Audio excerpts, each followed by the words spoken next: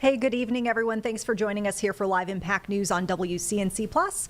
I'm Vanessa Rufus. I'll be your host for the next 2 hours. We certainly have a lot to get to, and we wanted to start with two breaking stories that we're following here out of the Charlotte area. So we wanted to get you an update because we have some new information here on this school bus crash that happened this afternoon in Northwest Charlotte. You're looking at some earlier video of what looks to be quite a gnarly wreck. Not only damage we saw to the school bus, it looks like there might have been another vehicle there. You see that white vehicle potentially involved. As we told you before, 2 people were injured in this crash. We did hear that nobody on the school bus was injured, so it seems likely, based on the information from authorities, that the 2 injuries were in the other vehicle, that white car that you saw in the video. And it looks like those folks had to go to Atrium Health Carolina's Medical Center with minor injuries. The update here, we're seeing the intersection of Beatties Ford Road and North Hoskins Road finally reopened. So that did take a bit of time, and even through our evening news all the way through 6 o'clock, that road remained closed in some form or fashion. But now we can tell you here in the 7 o'clock hour, Beatties Ford Road and North Hoskins Road finally reopened after that crash just before 4 o'clock this afternoon. Of course, more information to come as we get it from authorities. The other situation we're following here is out of the Catawba County area. So we've got some information that we're seeing from the sheriff's office. They seem to be pretty concerned with a teenage girl who is missing, and it is potentially because she is with someone who authorities believe is armed and dangerous. So you're seeing the girl's photo on your screen right now. Deputies say that they responded to a reported armed robbery at a townhome in the Brandywine community that's in Conover.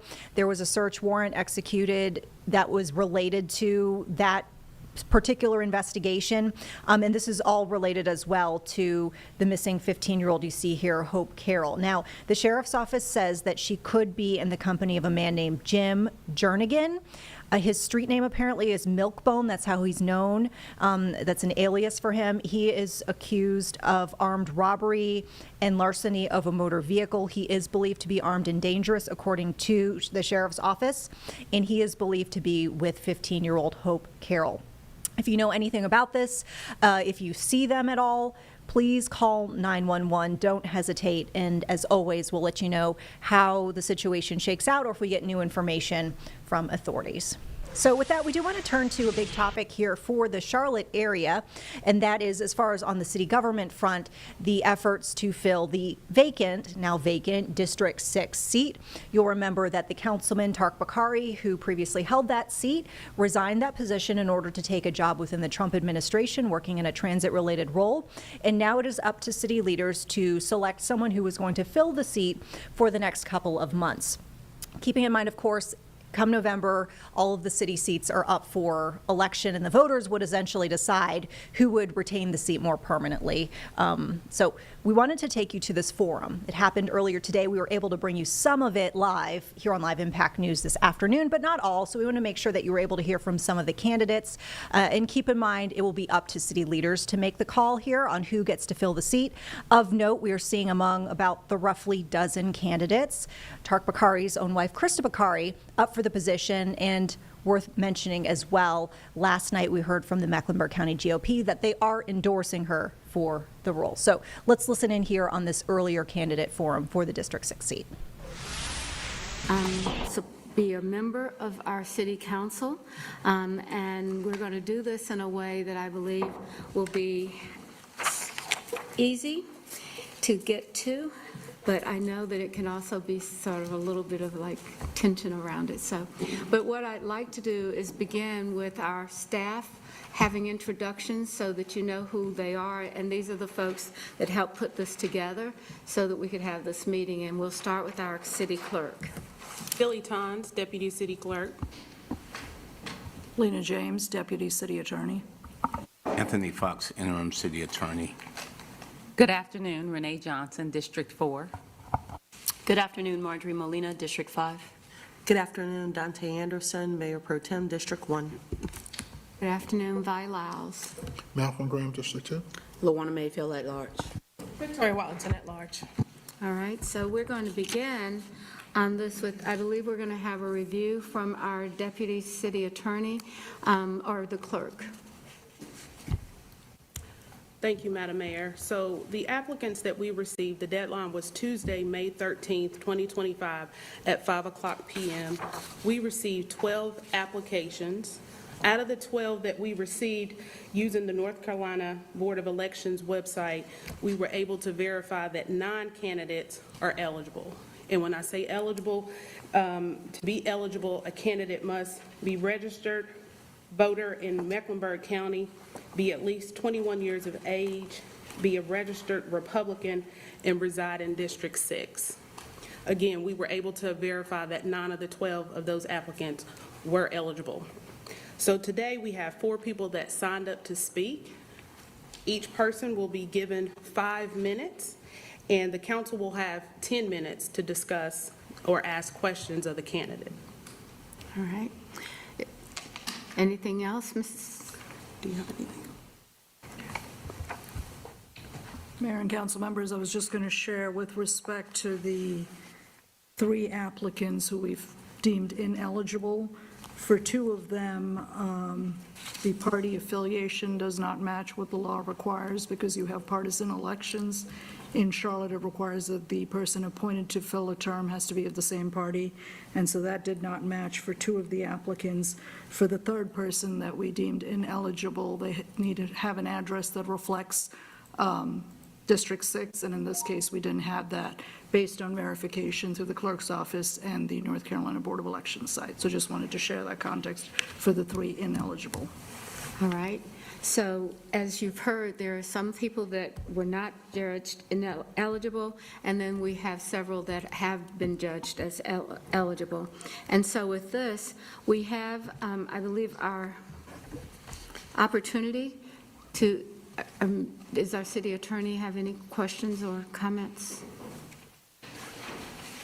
Go ahead. I was just going to add, it's our understanding from the clerk's office that there may be one of the candidates who is not eligible, who may be present in the room, I'm not sure. But to the extent the public forum is intended to be for candidates who are eligible to be appointed to the position, I would say that would be 4 applicants. All right, thank you. And we have, do you want to read out the list of those that are not judged eligible? To clarify, those that are not eligible, Madam Mayor? Yes, go ahead, Billy. The ones that were not eligible were Grayson Sandelin, Asherdy Welby, and Larisha Poor. Those 3 candidates are not eligible. All right, thank you very much. And so now we can move forward to those that are eligible, that are asked to be able to speak tonight or this afternoon. So our first speaker is Sherry Shaka. Mr. Shaka? You can come to the podium. There's a microphone up there. You'll have 5 minutes, and then council will have some time in addition if there are additional questions. All right, thank you very much. We won't even start the clock until you get up there.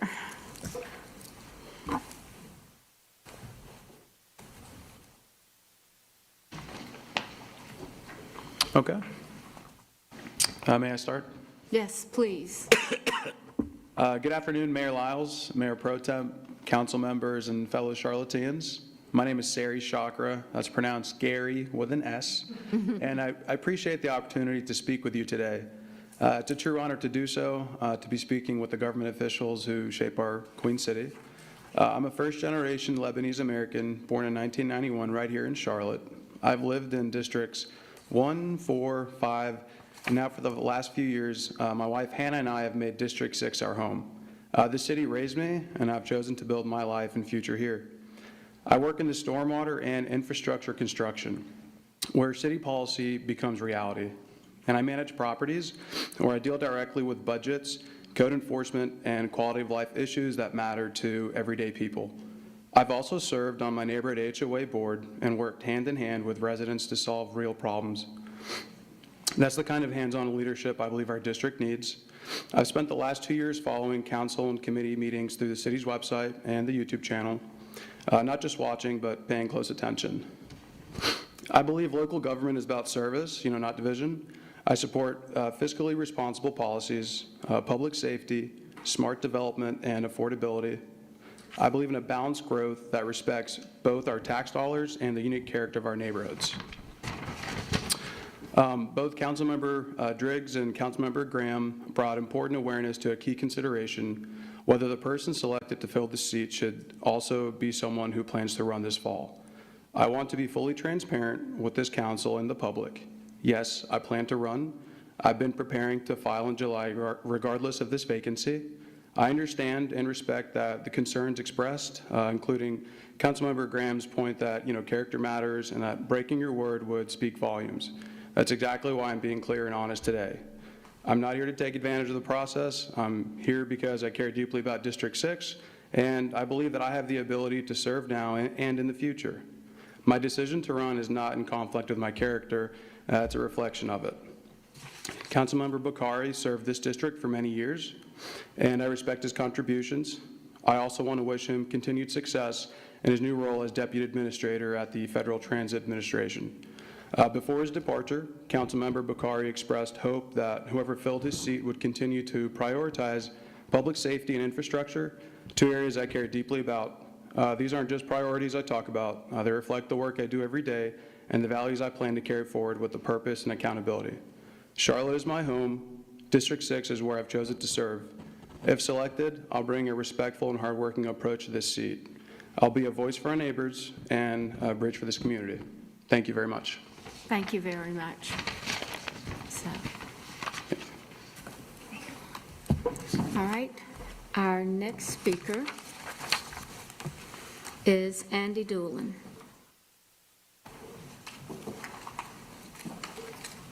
Mayor and council, one question we would ask is, Oh, I I'm believe sorry, I the forgot 5 to minutes, ask if you wanted if to there do are your 10 minutes of questions for questions, either after they speak. Our first applicant, so I'm sorry, if you would just give us a moment. Are there any questions for our applicant? Back up here, yeah, that'd be I got good. a process question. Did you say we could wait until the end to ask questions? Because I may have a question that I have for each one. I think you could. I mean, I think then if I'll you want to hold hear mine. from all the candidates, 5 minutes each, and the idea was to have 10 minutes for council to ask questions of each candidate. Okay, I'll wait. Okay, you're going to wait? All right, so thank you. All Thank you right. very much. Okay, Mr. Doolin. This suit doesn't fit as well as it used to. Thank you, Mayor and council members. My name is Andy Doolin, and I've found over the years, over the several hundred neighborhood meetings and HOA meetings and church meetings I've gone to, if I let my heart be my speechwriter, it always comes out best. So I'm down here this afternoon with nothing written down other than what my heart is going to say. So let's just spend a couple of minutes and see what it comes up with. As most of you know, I had a really wonderful run on city council from 2005 to 2013. Great people, great work done. The work we did at the airport, I'm so proud of that airport we've built and the economic engine that that airport has provided and will continue to provide for our community. Going as a council member on the district level in City Council District 6 all those years, I know every corner and most of the front doors, because I've knocked on them all those years saying hello for either myself or other candidates over the years. And so I'm intimately aware of where they are, who those folks are, and in most cases what their needs were and will be. I'm just thrilled to have the opportunity to come down here for a short period of time. I do not plan to run in the fall. What I'd like to do is to come and join council again on the dais and work on your 5 focus areas are good ones, you know, and I'd really like neighborhood, community safety, transportation. I'm particularly interested in economic development, to bring more folks. All these apartments that we've been zoning all these years, I drive around going, oh, for goodness sakes, where are these kids coming from? Well, we have to make a city, and we've made a city. We're growing a city where people want to come live here. And it's our job to make it a place folks want to come, to make it a place when they graduate from college and they move to Charlotte, their folks, whether they're in Ohio or where it might be, they're pleased that their kids are living in Charlotte, North Carolina. I'd like to come do that for a little while with y'all and help you move forward with what you're doing. City Council is working on some awfully big stuff now. Give me a chance to sit at the table with you again, and I'll work on the little stuff. The pothole. There won't be any potholes left in District 6 when I'm done. We're going to fix the pothole problem. And those folks, and when I was on City Council before, the only telephone number on my business card was my cell phone number. I cut out the middleman, and people, if they had my number, they would call me, and then I'd get started on it. And that way, staff didn't have to worry about it. They would call me, and I'd say, yes, ma'am, or yes, sir, I'm coming over there to see you this afternoon to see what the problem is. And then we'd get started. And that's what I'd like to do for the next 5-6 months, whatever that number of months are. Thank you very much, Mayor and Council. Thank you very much again. How'd my heart do? It's fine. So we'll see more, maybe the answers that your heart will make from questions. We'll see how it does. Let's see how Thank that you. goes. So thank you. Our next speaker is Andrew Dunn. Mayor, again, I'll just check to see if you have questions for Mr. Doolin or if you want to hold till the end. I thought that we were going to do this, all questions later. Isn't that what your request was at the end? We'll come back. And do you have something right now?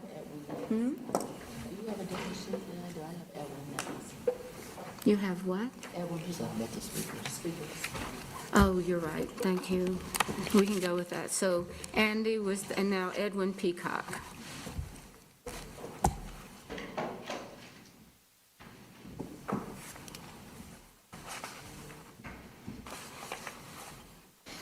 Mayor, Council, pleasure to be with you. My name's Edwin Peacock. I'm here before you today for 3 reasons. Number 1, I believe that I'm qualified. Number 2, I have experience. And number 3, and I think perhaps most importantly, I have perspective. I thought I'd take the next minute or so just to tell you who I am and give you an introduction for some of the colleagues here who don't know me. I grew up in District 6 in a little neighborhood called Lansdowne. Went to Lansdowne Elementary. All right, folks, as we listen into this earlier forum for candidates for the District 6 seat in Charlotte, we wanted to draw your attention to a new box here for you, live images in the bottom right corner of your screen from the Wisconsin area. We know severe weather has been on the radar, not only for Wisconsin, but also Minnesota throughout the evening. And it sounds like, at least in the Minnesota-Wisconsin area, parts of the state will be under tornado watch until 8 o'clock this evening, local time, which would be around 9 o'clock for us here on the East Coast. So we will keep an eye as we go on through Live Impact News here on any new reports that might be popping up. But in the meantime, just stay tuned. We've got this, once again, driving video from the crews out there in Wisconsin monitoring severe weather. Probably the absolute best decision I've ever made, without a question. And I met my wife there. When we graduated, I chased her to Metro Washington, D.C. I began my career not in politics in Washington. I began my career as a mortgage loan officer, helping people to qualify and to be educated about making the largest financial purchase that they would make in their life. Asterisk on that, I was always curious about my time in rolling up my sleeves with homeowners and looking at credit reports and asking questions about income. But boy, did that come in helpful when I got elected to City Council and we started talking about housing and the importance of that. And obviously, where we want to see everybody in Charlotte, we don't want to see them just have shelter. We want to see them have a place that they can rent but ultimately own and build equity in the community. So I left Washington, D.C. with a 1-month-old and moved back to Charlotte in 2003. Amy and I had our second child 16 months later. And then my ventures in service began in something called Rotary. I joined the Rotary Club of Charlotte in 2003. At that time, I had no idea what this great international service organization was. I was in the buffet line, and I bumped into, many people here know, the former executive director, Dee Dee Murphy from Leadership Charlotte. And she asked me, was I going to apply to Leadership Charlotte? And I'd already applied twice, and I didn't get in. And I told her, I said, Dee Dee, I'm a baseball player. I take free swings at everything. And so I applied, and I got in. And if anybody's been through the program, it gives you an incredible kaleidoscope view of this great community. And when we finish, you know that you're called to do something. And not many of my classmates thought to run for office, but I did. And that was what got me here, and when I was blessed to be elected in 2007 and served with you for 4 years. So I'm back seeking the position for 6 months. I've indicated on my application that I don't intend to run for the seat or run for office. I hope that I can answer any questions that you all have about my background or experience that I've listed on my resume. Thank you, Madam Mayor. Thank you very much. Our last speaker is James Frederick Rice.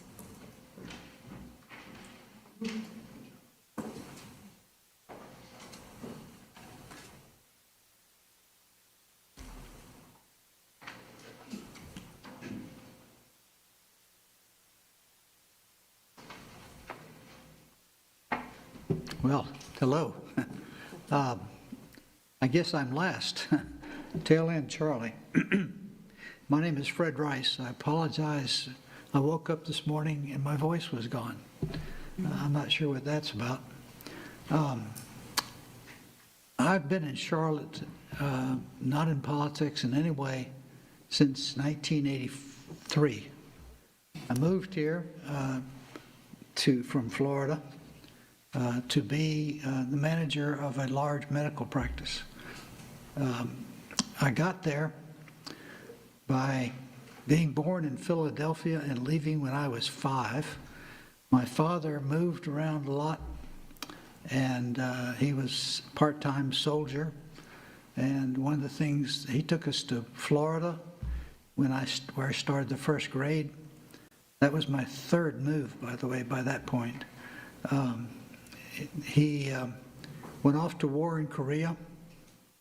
He was gone for 33 months in combat. He kept volunteering to go back. When he returned, he was not the same man. And he and my family, he decided to be a paratrooper of all things. So we moved with the 11th Airborne to Fort Campbell, Kentucky, where I spent, I guess that was by then the 3rd through this part of the 6th grade. And then he took a job in Miami. He always wanted to go to Florida, so off we went to Miami. That lasted for a few years. I spent another 5th and 6th and part of the 7th grade in Miami. And then the Korean War never left my dad. He never left the Korean War. And he and my mother divorced. I was in the 7th grade. Pardon my voice. My mother was looking for employment, and she moved her family at that point. Give me a second. With my 2 younger sisters rather, we moved to a small town in Central Florida. I mean small. less than 5,000 people, and where she could find employment, and that's where we were.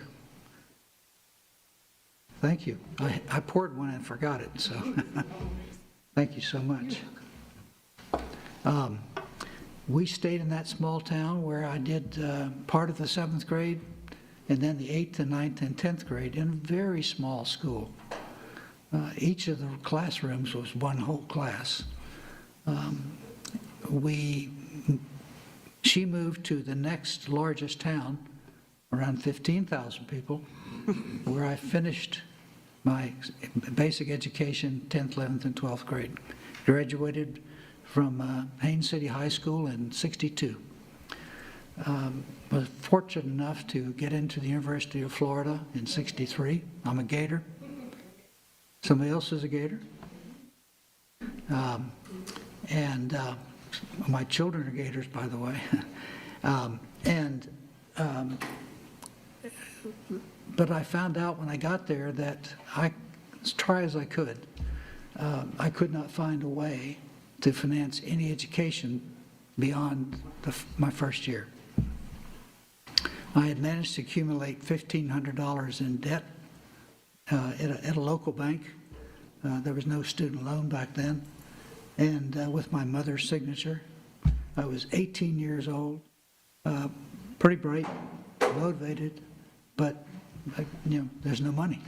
So I went back home, decided that I might as well go into the military and get it over with. Now this was '63, so things were quiet at that point. I went, excuse me, there's a point to this. I went to see my high school principal, and I'd always worked.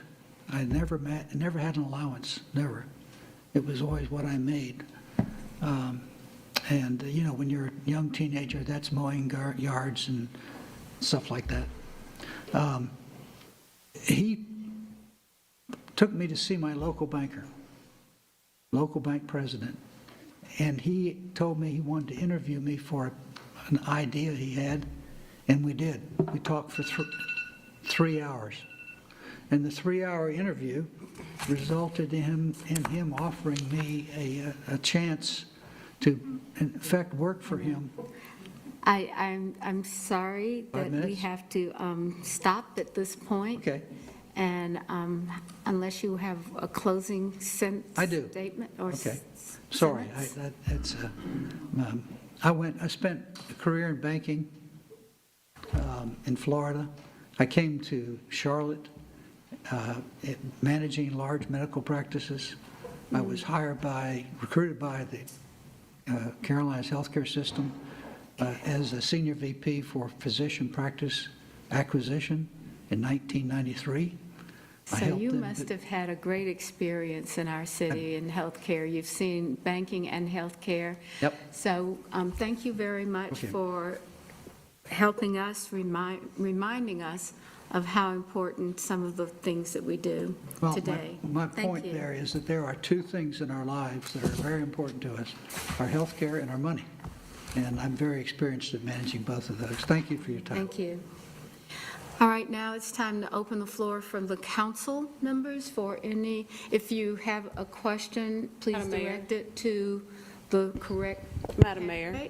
I'm sorry. If I could interrupt just for a moment. So we do have an applicant here, Ms. Larisha Poor, who was able to show me the correct spelling of her name, and I was able to pull it up on the North Carolina Board of Elections that she is a registered Republican voter, which means she would be eligible to speak today, if that's. Thank you for stepping up and making sure that that happens. So we will now have another speaker, and let's see, Ms. Poor, is it? Larisha. All right, thank you very much for coming in, and thank you for standing up. Thank you. Good evening. Again, my name is Larisha Poor, and thank you to the mayor and to the city council for taking out the time to hear me introduce myself on the importance of this role and opportunity to be able to sit on the council. I am a proud resident of District 6, Mecklenburg County, and of course, of Charlotte. I did not submit this application with light intentions. This application is submitted with pride, and I sought after the opportunity to share insight, collaborate, and to partner with the existing council members to ensure that we are able to overturn disparities in our city. Yes, we have our 5 great points. You know, for me, the one that stands out the most is having a great neighborhood. I take pride in my neighborhood. Where I reside, it's important to me because I made Charlotte my home 19 years ago when I'm a transplant from Ohio. It is now a place where I can stand proud to say I can recommend people to move here. As we know, monthly, several people are moving here because of the wealth and the opportunity and the place of hope that Charlotte provides. My integral background that I have is to make a positive change with influence, to be able to see the success of the initiatives and the goals that the city has already put into place in the first quarter, the things that you've already accomplished, to really make sure that we're pushing and thrusting forward by making sure the information is shared properly and to all people, to make sure that people are aware that it's important to vote and to be a part of these meetings just like this. I currently, right now, work for Mecklenburg County, which I take pride in working there. I work there not only because I'm a survivor of domestic violence and sexual assault, where I volunteered in this community, and this city helped me to get back to where I was to stand proud in front of this forum. I go into schools every day through CMS to be able to share about the awareness of teen dating violence. And I hear young people share wise beyond their years of the challenges that 1 in 3 teens will experience dating violence. That's important to me in my city. How can we overturn this? How can we make sure that we're able to change that number and to turn it around for the good? It's because of conversations that are held right in this meeting setting. It's important that we continue to communicate prosperity and positivity in our community because there's so many tragedies and things that are happening, but there's so much light and hope in this city that if we all thrust forward in the area of that, we will be able to continue to tear down the things that have been trying to hold our city back. Our areas and communities need our support, and that's what I'm here to do. My dad raised me to have my boots on the ground. My first job in the Board of Elections in Ohio, making sure that I was aware of the House and the Senate, to make sure that I was a registered voter at a very young age, to make sure that I encouraged people to vote. Our voice must be heard. And if given the opportunity to be able to sit on the council, I will continue to encourage people to let them know their voice matters. The issues that happen, that are going on, that may be small to someone, can be brought right to this forum, and things I've seen this council overturn and make a difference. If given the opportunity, I do plan on running in the fall to be able to fill the seat and to run it, and I'm excited because I never thought that I would be able to have this opportunity to do this. Sometimes you think that the world has counted you out or you've been knocked down. Being able to stand up flat-footed and know what you stand for and know what you're going to do provides a positive influence and makes a mark on the stage of where our city is going. Look at us. The Umbrella Center is about to be built in 16 months. That's major, and the city of Charlotte is supporting that. Look at what we've done, not just with the airport, but all the laws and things that have changed to make our city a better place. If given the opportunity, I will support those things and make sure my voice is heard because my community is my voice. Thank you. Thank you. All right. Does this close our portion of the presentation? And so if we'll now open this to the council members to acknowledge, or I think if you could just have a question towards and direct it to the person or the persons that you would like to. I'm going to start with the Mayor Pro Tem. Thank you. Thank you, Madam Mayor, and thank you all for coming out and taking time out of your day to speak to us. I greatly appreciate that. I have a question for Mr. Peacock and Mr. Doolin, if you could both go to the podium. I mean, your unique experience of having served on this council before at different times and on different initiatives. I'm interested in any difference that you would bring to this seat representing District 6. So based on your past experience, is there anything that we're missing on this council as it relates to District 6 or the broader city in general? Yeah, thank you, Pro Tem. It turns out one of the things both of us would bring, and particularly since you're in your budget season now, it takes 2 years, as you know, during budget season to know how to open your book and to read it and to learn it and to understand it sometimes. One of the things I would bring is immediate awareness of the budget book and the agendas that come every week, knowing what tab to go to so I can start learning. I think the ramp up for me, particularly in District 6, after having served it for 8 years already, will be very small. There'll certainly be some ramp up because it's been a number of years since I've been down here.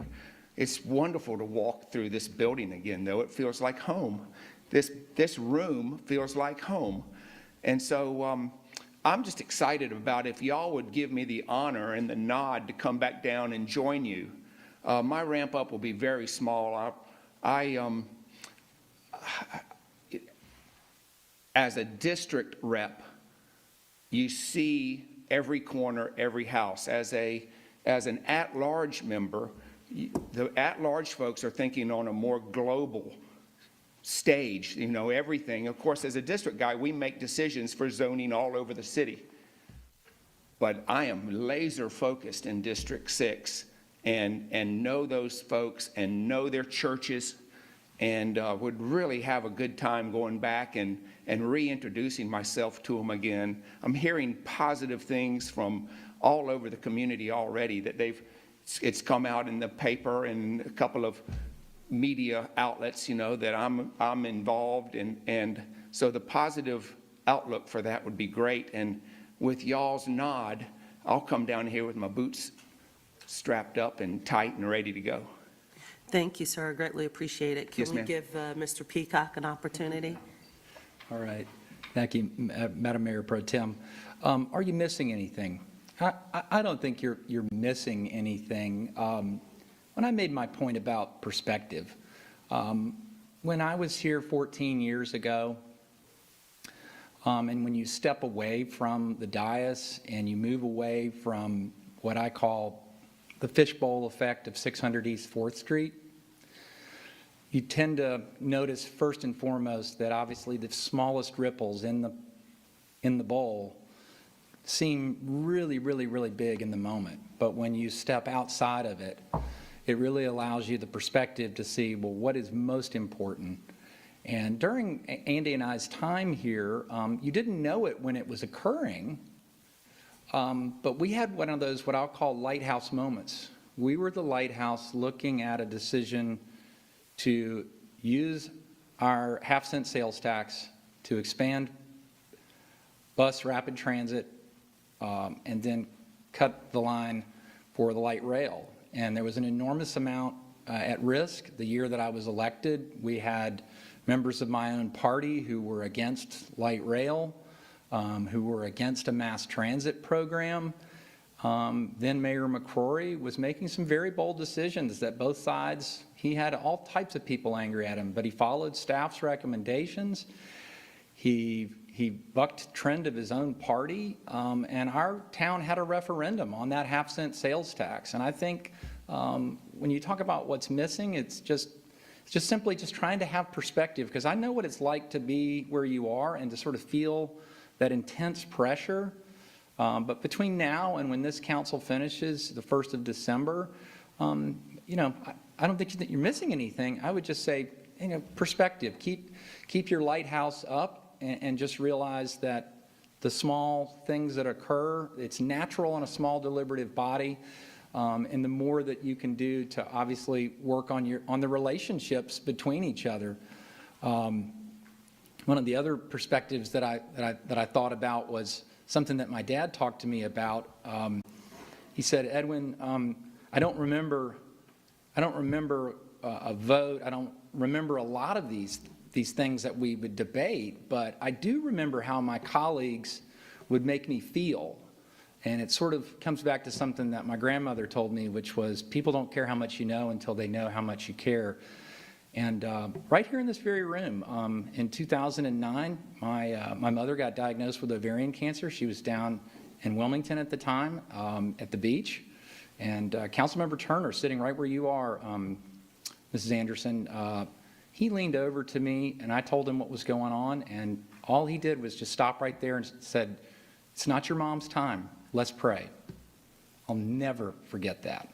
Never forget that. That went on with Councilmember Mitchell and other condolences and all kinds of things just about what was going on. So relationships, having that kind of lighthouse perspective, I think is just so important because, again, this is tough work and you all do something that very few people are willing to step in to do. So I have great humility and respect for the position that you're in, and I think that I would do well.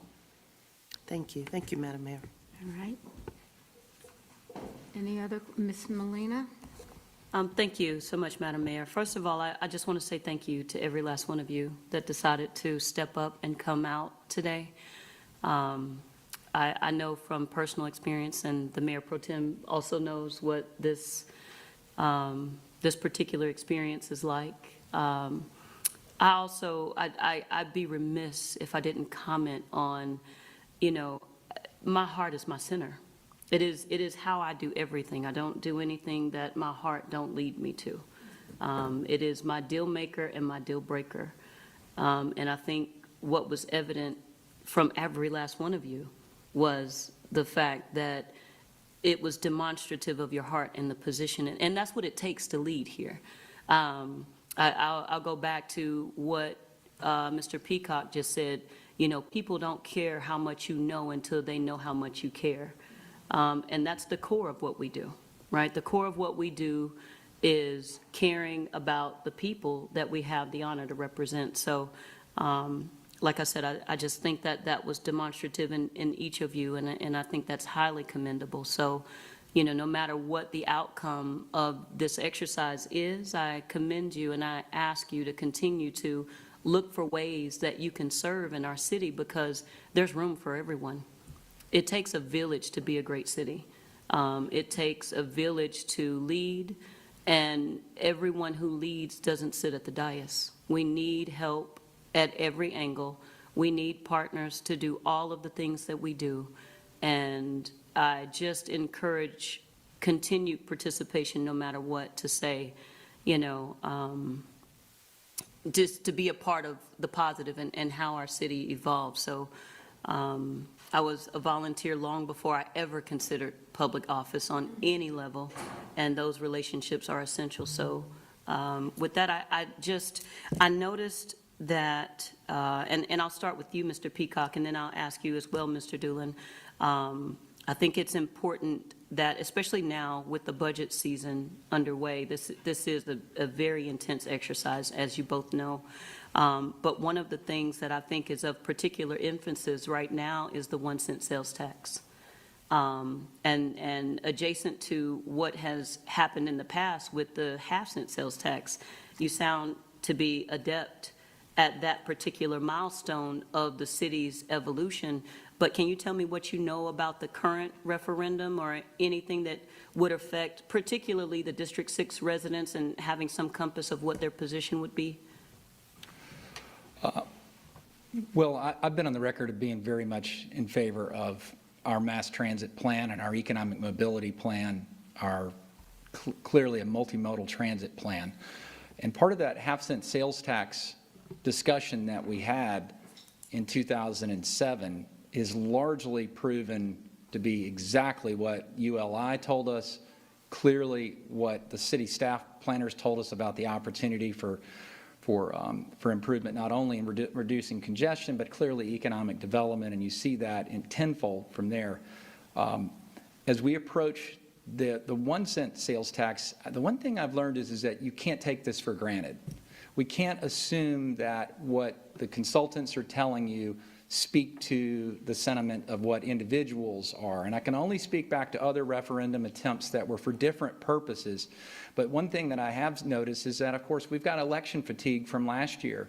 So we have to have a council that can communicate and communicate clearly and concisely in order to build the momentum necessary in order to get, I would call, general election support to get behind this necessary tax for to expand the bus rapid transit. Still the majority of the ways in which individuals travel in this city. Innovations are occurring in that. And then obviously the light rail plans are a big part of it. So I just would say that we cannot take it for granted that we can't assume that individuals are going to support this. In fact, as you want to almost operate as if they've never heard of this. And I just think that's so important. Every single member of the council will have to make their own individual decisions as to how much they want to get involved in being out front about it. But it's going to be tremendously important, because you look at that decision that we made in 2007, if we didn't do that, where would we be now, and would we have experienced the type of growth that we've experienced now? And I think the answer is not as much. And I think there was an enormous amount within the business community, which I'd like to see come back and rally around what this council is doing, and obviously partner with Mecklenburg County and our other elected officials as well too, because the thing about that referendum was it was broad-based. Faith community, business community, elected bodies, corporate community, people were really engaged. And I think that's so important. I want to see that energy return to the community to get behind a real transit plan that speaks to everybody and is also nimble enough to respond to, I think, obviously the outliers that have their concerns, which are obviously the 6 towns. They're always going to be skeptical of something that comes from uptown. Thank you. Mr. Doolin? Yes, thank you for the question, ma'am. District 6 is a unique district within the city of Charlotte. It's the only one that doesn't have an interstate or Independence Boulevard or South Boulevard or 485. It is really contained in a somewhat urban environment. I mean, we don't have 277. That being said, though, and he makes a good point, District 6 voters supported that referendum.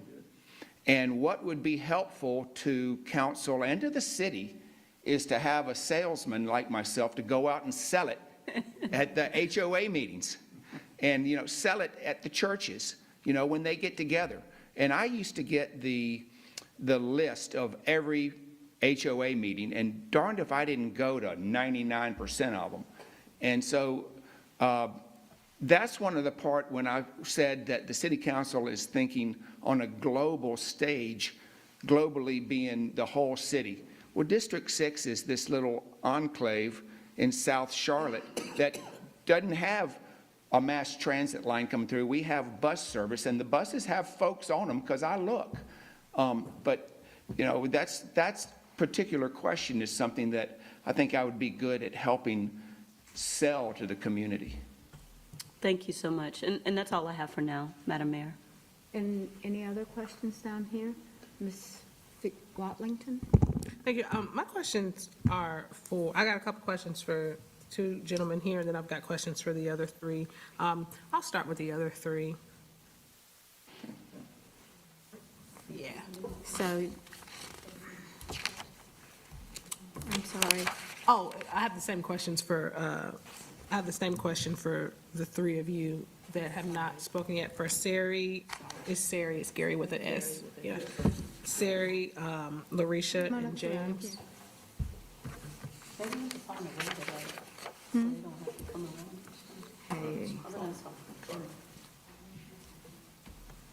Thank you. You remembered it. Of course.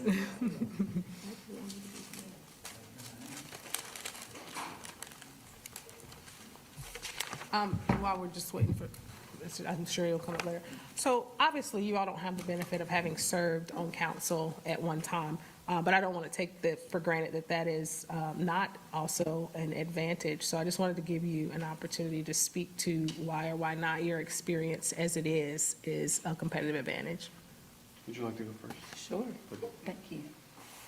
So, as you stated, and thank you for the question, no, I have not served on an actual council as of yet. That is my goal. But I do have a vast experience of going into the community and rallying together people to hear about the issues that are coming across the table. Whether that is at churches, within the community, when we're at the Domestic Violence Speakers Bureau, when I'm at community functions, town halls, in District 6. I just recently went to one with our Senator Woodson Bradley, and we talked about the actual 1 cent increase there. And to be able to hear people in that district to be able to talk about that and to see what were the reasons why if they did or they did not want to approve it. And so what I bring to the table is a listening ear, and then provide the benefits of why this is necessary. We are growing at an exponential amount here in Charlotte. We know that not everybody is going to be in favor of any rule or any bill that comes across the table, but the goal is to find out what are the pros and what are the cons of it, how is it going to benefit, how is it going to make it better. And so my influence that I've used throughout my work experience and my volunteering is that we have to hear it out. We have to be able to have these discussions. And when you meet people where they are and you discuss what is going on in their community, they're able to see it. When you're close on the ground talking to them or at that level, in their sanctuary, at their place, they will be able to hear you out, and that's important. Now, what I do know is that we're talking about the 1% increased sales tax. There's so many other issues that come across that may not be as big to some or large to some or small to others, but it's important that no matter what the issue is, their issue is going to be heard. Even if we can't give them an answer, we can still try to at least put it before them. And that's what gives. Folks, we've got our live images back from the Wisconsin area as we have folks who are tracking severe weather in not only Wisconsin, but also Minnesota. As we mentioned, certain parts of both states are under a tornado watch until about 9 o'clock our time, 8 o'clock local time there. So you can see some rainy images. Looks like there might even be some impacts to the roadways or drivers. And we did hear from our affiliate out in the Twin Cities area that there was a confirmed tornado on the ground at one point this afternoon in New Richmond, Wisconsin. So we'll keep an eye on this and we'll keep this up for you in the bottom right corner of your screen. Meantime, here on Live Impact News, we'll continue to listen into this earlier forum as city leaders here takes from candidates for the District 6 seat. I would love, to get into it, of course. That was something that was supposed to prepare me, but knowing how difficult it was to get in, I followed very, very closely the YouTube channel and the City of Charlotte's website where you guys air all of your meetings and talk about community issues. So I've really, really taken notes and been involved that way. I've come in a couple times in person, but more or less I stayed informed online. I want to help with the community. On District 6, we do face certain things. I mean, it's infrastructure issues. We're having population. A lot of people are moving there. Also, affordability. Affordability is a very big thing in District 6. So I'm in support of affordability in that district. So what I bring to the table, just from a personal standpoint, is from my job experience working with the city, doing roadways, working with city government on that note, and being a property manager and working with small businesses and seeing their needs and just dealing with issues of that sort. So that's what I bring to the table. Thank you. Thank you. Thank you.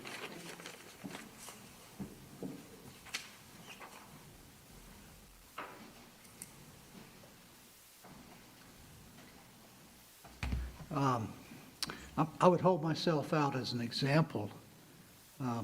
I'm just celebrated my 80th birthday in December. I've lived in Southeast Charlotte in the same house. I built the house in 1984. One of the things I'm interested in is who speaks for what my grandchildren call the Q-tips. I have white hair, and I'm called a Q-tip. Sorry about that, folks. We are losing that feed out of Wisconsin, so we're going to pop that off of the screen for you right now. problem we And have we will take is- you back to this candidate forum for the open District 6 seat, once again vacated by Tark Bakari, who took a job with the Trump administration. So city leaders are getting a feel for some of the candidates who are vying for that seat for the next couple of months. Subtle gains. You know what that means? You know, unrealized, I've got the gain, but haven't realized it. My house, when I built it, my taxes were $1,100 a year, city and county. Last year, they were almost $5,000 a year, city and county, 4,600 or something. The point being, and I'm told, but think how much it's worth. The only way I can realize that gain is to leave or move. I'm fortunate enough to be able to afford it, but I hear it all the time. I can't afford. I've watched at some of the meetings contesting value. I remember 2 elder sisters who I'm sure by now are gone, one way or the other, gone. And they were taxed out of their home. It had been their family home all their life. And the 2 of them were the only surviving members, and they had a tax bill that was like $6,000 or $7,000. They could not pay it. The only way out is to sell the house. I'm called every day. Have you ever thought about selling your house? No. I'm committed to staying there as long as I can. But I'm just one. I'm fortunate. And I believe that if we don't find a way to address that, it's like I watched the county just yesterday, a tax increase. And don't worry, the average citizen is only going to have a tax bill increase of $3 a month or something like that. Yet when you get the tax bill, it's not more than $3 a month. And the trap that you fall into is it's only $3 a month. It's only $5 a month. And the next thing you know, it's too much. Thank you. Now, put on my healthcare hat. The doctors in town cannot exist. Carolina's healthcare system cannot exist. Novant cannot exist if we don't have a significant number of Medicare patients. Thank If you, you ever Mr. ask the question where it comes from, it's a huge amount of money. All right, live impact news on WCNC Plus. As we are getting close to our time to take a quick break, we wanted to let you know we're going to be back in just a few moments with the very latest headlines, including whatever the rest of this forum we cannot get to. It looks like we still have some folks speaking. So bear with us. We'll be right back after this break.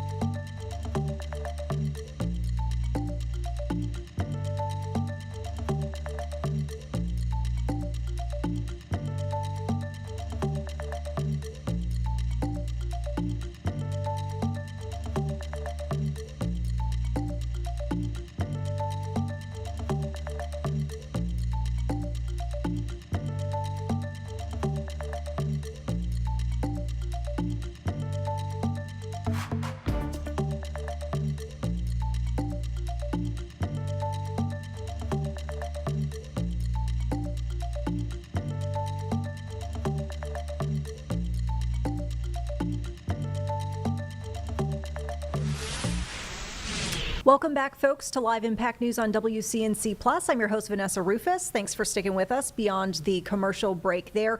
We wanted to get back into the swing of things with an update on breaking news. So we just wanted to make sure that we were getting some of these images out to folks, as there is a teen from Conover in our area here who is believed to be with an armed and dangerous man, and she is missing. So we just wanted to make sure that folks out there knew 15-year-old Hope Carroll, this is what she looks like, is out there with a man, according to the sheriff's office, named Jim Jernigan. And so they are looking for her at this time. We just checked in with the Catawba County Sheriff's Office, a website, just to make sure that there weren't any updates or new clues to give into the case. It looks like, as we understand the case, things are the same as they stand. So this is a situation where they believe the 15-year-old is with this man who is accused of armed robbery and larceny of a motor vehicle. He is believed to be armed and dangerous, and the Sheriff's Office is saying if you see either of these folks or if you know anything about this case, to call 911 immediately. And deputies say that they've already executed a search related to the robbery in question at a townhome in the Brandywine community. Didn't seem as though any of the folks that they were looking for were there. So a lot of question marks. We'll let you know as we learn more information from the Sheriff's Office, but for now, we just want to make sure that you had those images burned in your brain. Call 911 if you see these folks. With that, we want to turn now to some updates we got today from the U.S. State Department. We had a spokesperson who gave us an update on some of the big topics that the department is facing. And of course, this comes as separately. We did hear from Secretary of State Marco Rubio, who is in Turkey right now, says that he is in Antalya and will be traveling to Istanbul, speaking with Turkey's foreign minister and a Ukrainian delegation, and he remarked on basically trying to move forward with ending the war in Ukraine, but kind of laid out that he thinks that President Trump and Russian President Vladimir Putin might need to meet directly in order to make this happen. Nevertheless, those remarks from Mr. Rubio, here's a spokesperson commenting on some of those topics, but also additional ones, as we mentioned, facing the State Department right now. Let's listen in. Again, my name is Tommy Piggott, Principal Deputy Spokesperson. For those that are just tuning in, I'm in again for the day for Spokesperson Tammy Bruce, who is traveling with the Secretary. So a few remarks up top, and then I'll be happy to take some questions. Under President Trump and Secretary Rubio's leadership, the United States is ushering in a new golden era for the American people. This week in the Middle East, the administration has so far announced landmark agreements worth hundreds of billions of dollars.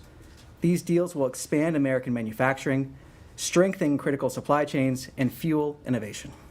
Meanwhile, at the Select USA Investment Summit in Maryland this week, Deputy Secretary Landau joined the Department of Commerce to promote new opportunities for foreign investment that will directly benefit American workers and businesses. On the security front, Secretary Rubio traveled to Antalya, Turkey, for the NATO Informal Foreign Ministers meeting,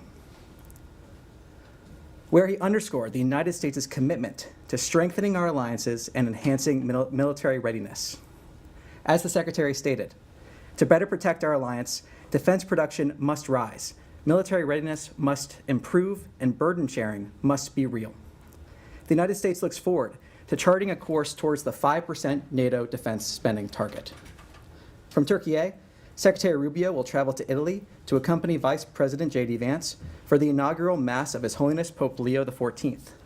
This sacred moment marks a time of spiritual unity for Catholics worldwide, and the Secretary will join the Vice President in this prayerful celebration. And finally, to further support regional stability, the President also affirmed the United States' support for a peaceful future in Syria. As the President said, he is ordering the cessation of sanctions against Syria in order to give them a chance at greatness.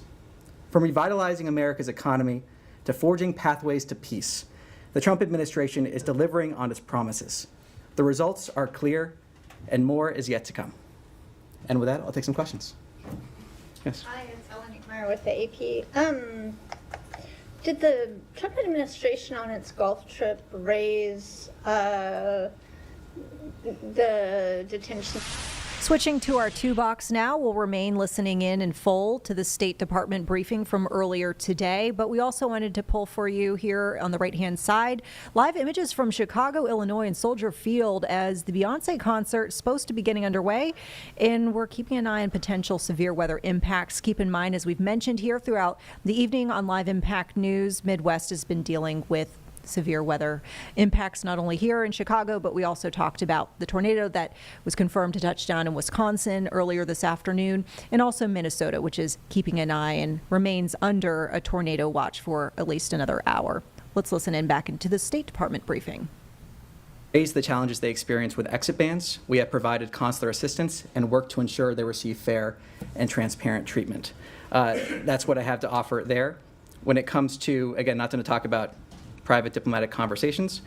But when it comes to those reports, we have heard of those reports when it comes to the RSF, Both the RSF and Sudanese armed forces have used weapons acquired from foreign actors against the civilian population and have committed human rights violations and abuses. Supplying arms to any of the belligerents prolongs the conflict and heightens the risk of further destabilization of Sudan and the region. The United States calls for an end to all external support to the warring parties and urges all our partners to press for a comprehensive cessation of hostilities and increased humanitarian access. I've got a second question. Bill observed that the that the U.S. actually has sanctions on the UAE for UAE companies for support to the RSF. And separately, there's progress on the Gaza Humanitarian Fund Foundation says it's making progress with Israel on resuming aid in Gaza. Can you explain what the U.S. role in that is, the U.S. government role, what funding or support it's going to give, and if it's concerned by humanitarian groups' criticism that this violates humanitarian law by allowing a combatant, Israel, to control aid delivery to civilians? Well, look, one of the fundamental principles of this plan is that it is independent, meant to get humanitarian aid into Gaza.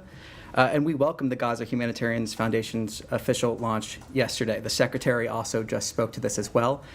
We have seen what has happened in Gaza because of the hostilities that Hamas bears sole responsibility for. We have seen this announcement. We welcome creative solutions to get aid in there. But as the Secretary also just said, we need to see aid enter Gaza in a way that does not allow Hamas or other terrorists to take that aid. So we welcome this creative solution. We welcome the Foundation's announcement. I refer you to the Foundation itself for further details on this program. So, can I follow up with you? Yes, Andrea.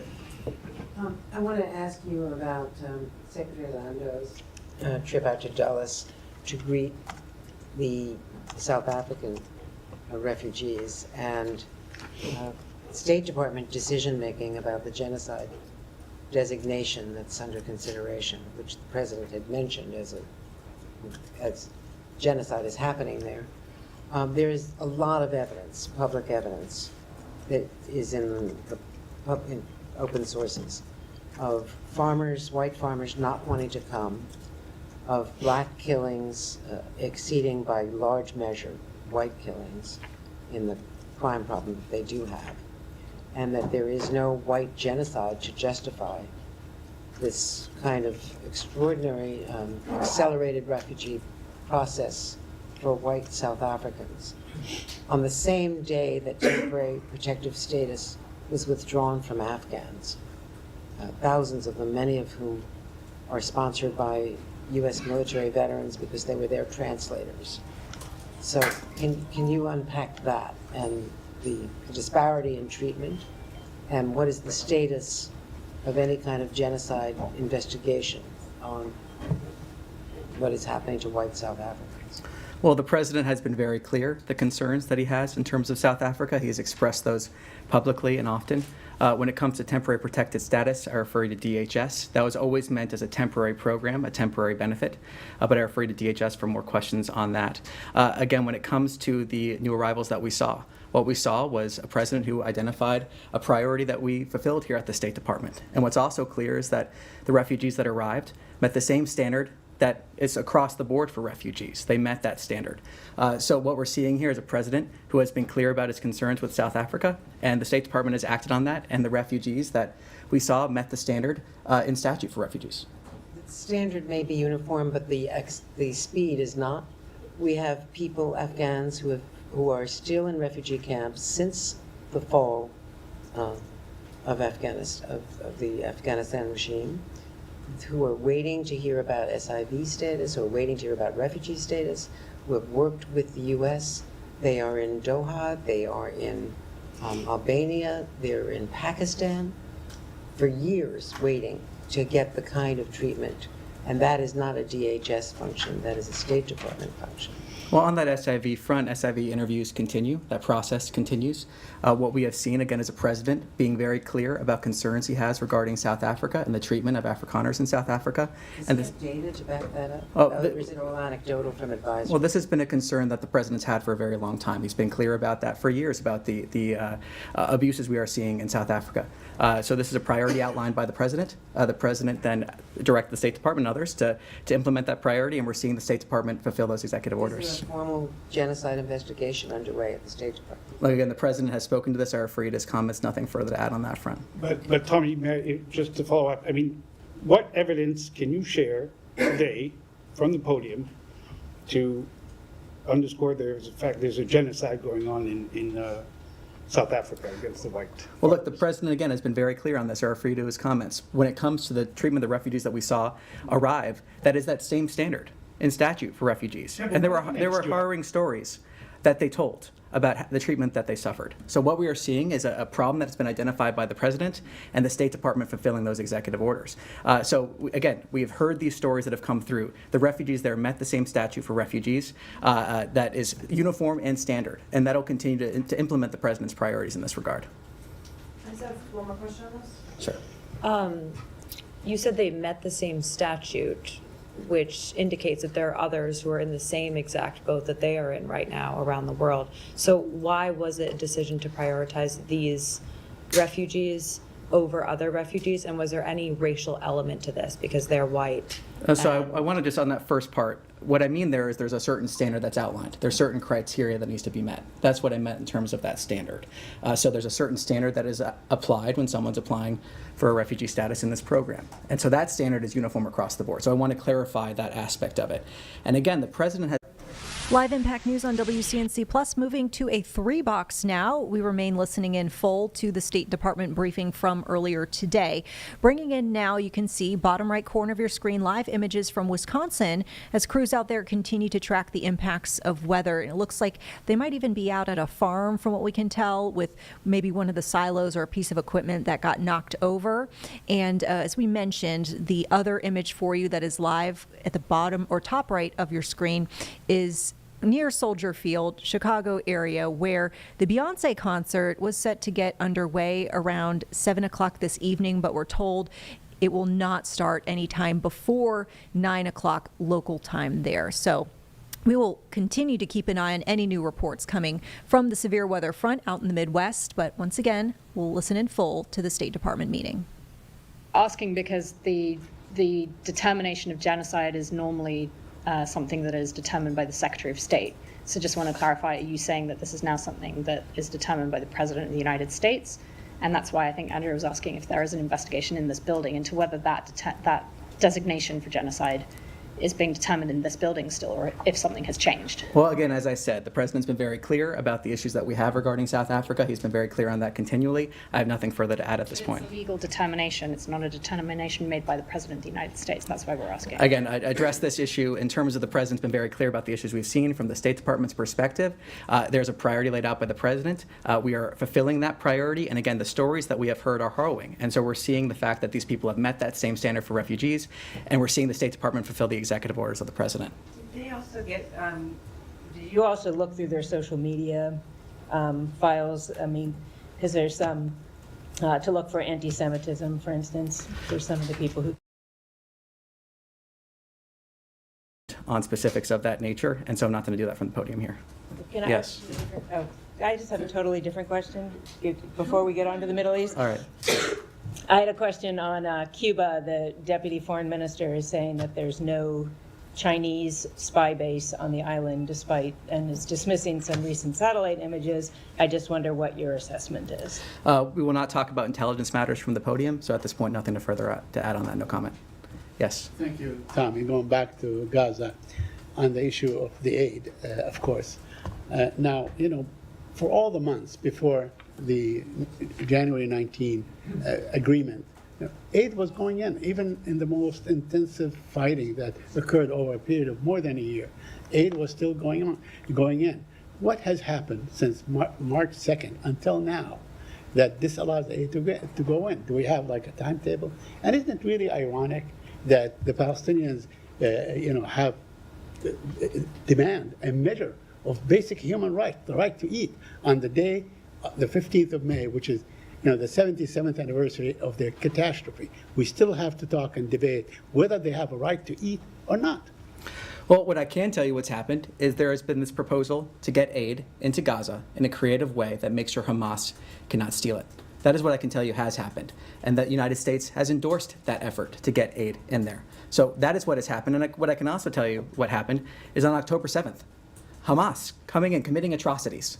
Hamas bears sole responsibility for this conflict, but as the Secretary just described, we care about the humanitarian situation in Gaza. That's why we have endorsed this measure to get aid in there. That's why we have seen this be a constant topic of conversation here at the podium and elsewhere. And what we are seeing from the Gaza Humanitarian Foundation's announcement is a creative way to get in there and make sure aid is reaching the people that actually need it. Do we have a timetable for this? I mean, can we say like in 2 weeks, 3 weeks, a month, the aid can go in?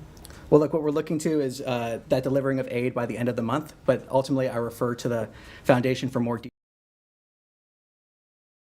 One follow-up on Gaza, and I will also ask on Syria.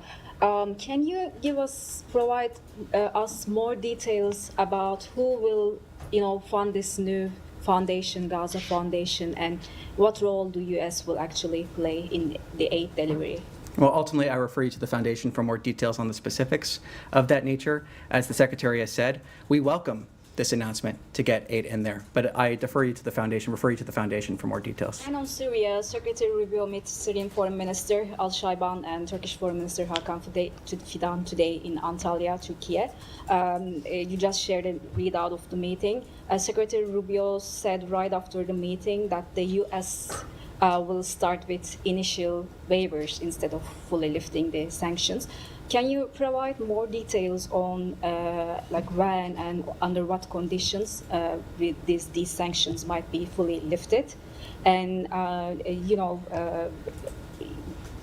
will the U.S.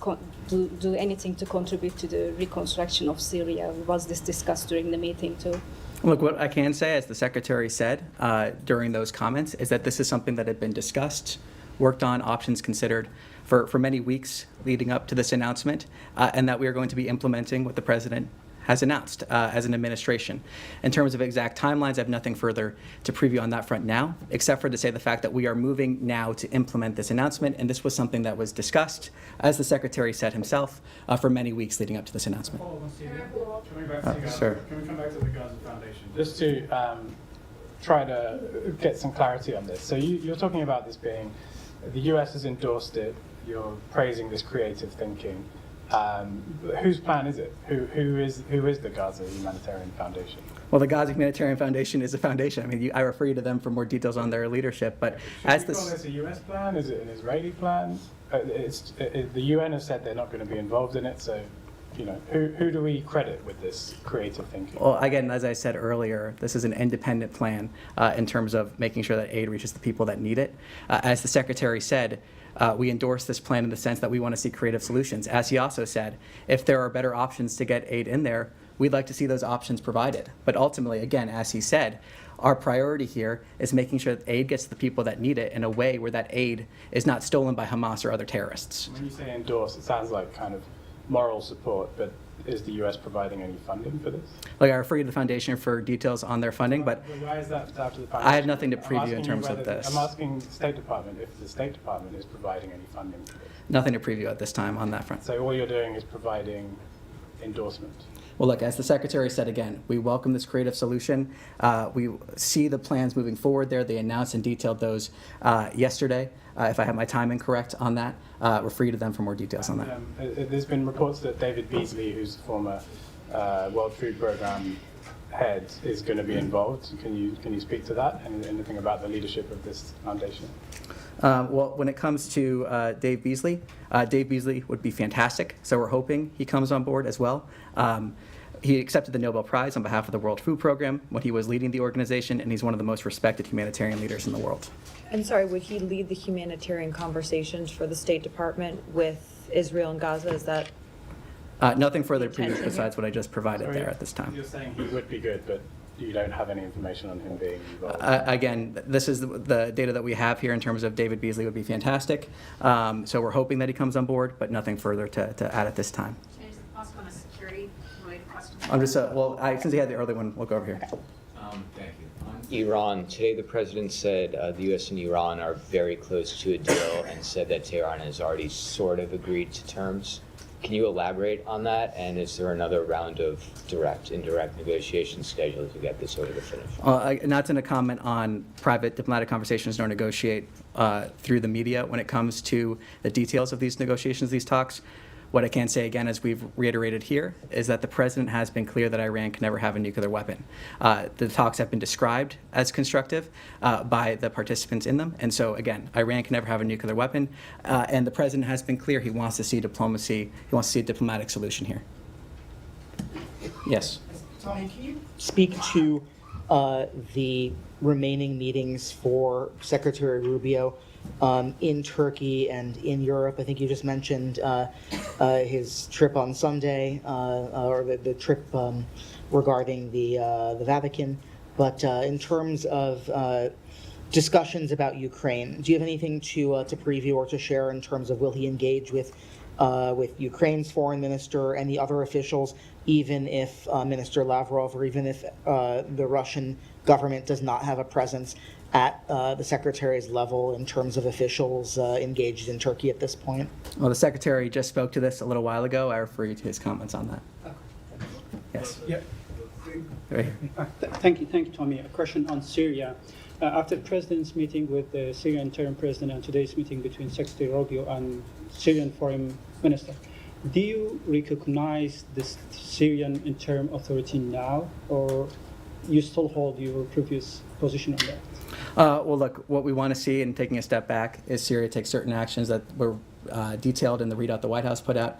We've also seen the Secretary discuss this in terms of movement forward. I don't necessarily want to get ahead of where that movement might be, but ultimately just to reinforce and reinforce the fact that, as the President said, we want to give Syria a chance at greatness, and we are working now to implement what the President announced in his speech in Saudi Arabia. And Secretary Rubio was touching the importance of protecting the human rights of all Syrians.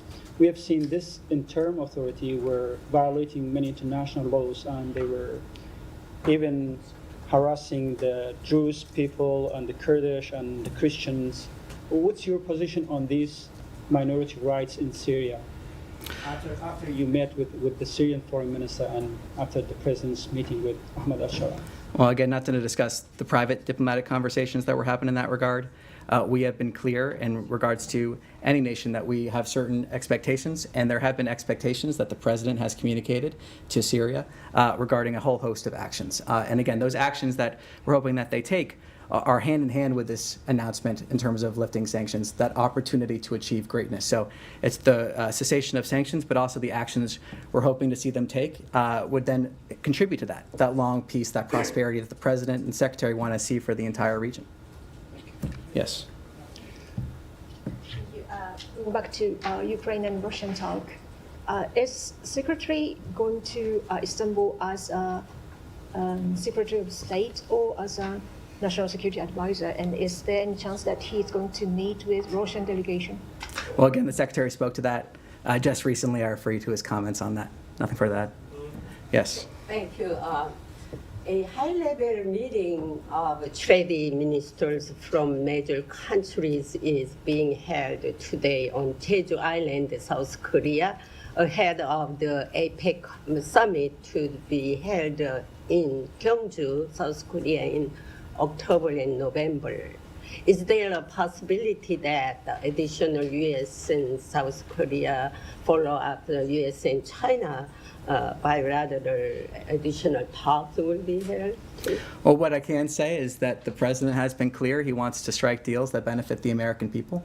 And when we see that, that also benefits our relationships with other countries. We're seeing benefits that help both in our bilateral relationship and that. So nothing to preview on a specific agreement, but I will say I think this is a testament to the fact of the president's agenda, the fact that we have seen historic deals that have been brokered by the president that are already yielding results for the American people. We've seen inflation come down, gas and grocery prices falling. We've seen investment entering the United States. Of course, the major announcements we also see in terms of investment in the Middle East this week, but also in general, we're seeing a flood of investment into the United States. We're seeing that benefit for the American worker. And again, by putting that American worker first, the American people first, that leads to deals that benefit both countries in the sense of trade agreements. So again, we've seen countries come to the table and the president's the best deal maker in the world. Quick follow-up, the ceasefire talks between Russia and Ukraine failed. And do you predict that the meeting between Putin and Zelensky to take place soon? Or? Well, I'm not going to speculate on that at all. Yes. Thank you, Tommy. A couple of questions. One on Syria. First, I want to understand, does lifting sanctions on Damascus come up with any conditions? And secondly, on May 17, the Arab League is scheduled to be held in Baghdad, Iraq. Does the Secretary Rubio attend the meeting? Nothing to preview on that second question. Again, on the first, let's reiterate what the president said. This is about giving Syria an opportunity for greatness. And there have been actions that have been communicated by the president. It was detailed in the readout that the White House put out, have been detailed again from this podium in terms of actions that Syria should take. And those actions that we hope to see them take go hand in hand with that opportunity for greatness. That if they take those actions, we could see a long peace, prosperity. Again, something that the president wishes for the entire region. Yeah. Thank you very much. After successfully mediating ceasefire between Pakistan and India to prevent a dangerous escalation in the region, President Trump has said that he will work with both countries to see if they could arrive on any solution for Kashmir dispute. What is your take on it? How does the State Department see this issue? Is it bilateral for you, or it is open for any third-party mediation? Well, look, what we're happy to see is a ceasefire. That's what we've said for the last couple of days now, and we want to encourage and see direct talks between the parties. We have been clear on that. Taking a step back, the president is a peacemaker, and we celebrate the advancement of peace, and we hope to see the ceasefire be maintained. And the president has also been clear in terms of the praise that he has given both prime ministers of both countries for the wisdom and the fortitude that they showed by choosing the path of peace. Yes. Thank you very much, Tommy. Thank you very much, Tommy. One on Pakistan and one on Afghanistan, please. Both the leaders in Pakistan and India, in Pakistan, he is known as a fake prime minister, and in India, the prime minister is known as a big hater of Muslim, Christians, and Sikhs. Is the State Department at all worried that now when they have extended the deadline till 18th, after that, any nuclear thing is being discussed seriously or not? Well, again, what we are happy to see is a ceasefire, and that's where our focus remains, the direct talks we want to see. And again, the president has been clear praising both prime ministers for choosing the path of peace. Second one on Afghanistan, please. Afghan girls are now without education for 3 years. Has the president or the secretary at all entrusted in that country's girls to get educated and work towards their children not becoming terrorists again? Something like that? Well, look, we've spoken at this before in other avenues. What I can say, again, is that when it comes to our national interest, when we're looking at our national interests, we're going to continue putting America first, but nothing further to add in terms of that question there. All right, thank you. Thank you very much. Today's State Department meeting wrapping up there. We wanted to turn to another big national story that we're seeing playing out, and that's the arguments over birthright citizenship. The Supreme Court hearing a couple hours of arguments related to this topic. We know that the president has signed an executive order seeking to deny U.S. citizenship to those born on U.S. soil if they have non-citizen parents, including those in the U.S. on visas. So we heard following the proceedings today, advocates for the remaining keeping of birthright citizenship speaking, and we wanted to listen in to that earlier press conference. And once again, here on Live Impact News on WCNC Plus, we'll break back in if we see anything big and interesting and breaking. Keep in mind, we're also keeping an eye on weather, too, in the background in the Midwest, so that might always be something that emerges here this evening. We'll take you now to that press conference with birthright citizenship advocates. Good morning, everyone. I think what you heard inside is what us and our colleagues across the country have been saying now since day one of this administration. 157 years ago, we came together as a nation post-Civil War and said never again were we going to debate whether babies born on American soil are entitled to the rights and privileges of American citizenship. And contrary to what the United States is saying, citizenship doesn't turn on or turn off when you cross state lines. Babies born in Philadelphia are subject to the same rights and privileges as babies born in New Jersey. And I have to say, it was astonishing to hear the United States government tell the 9 justices of the Supreme Court that they weren't sure whether they would follow binding court precedent. They weren't sure if they could concede that basic fact that is the underpinning of the rule of law in this nation. This case is about birthright citizenship, but it's about whether the rule of law and the constraints on the executive, and as Justice Jackson said, whether the president can act like a king. The answer I think the court is going to say is no, he cannot.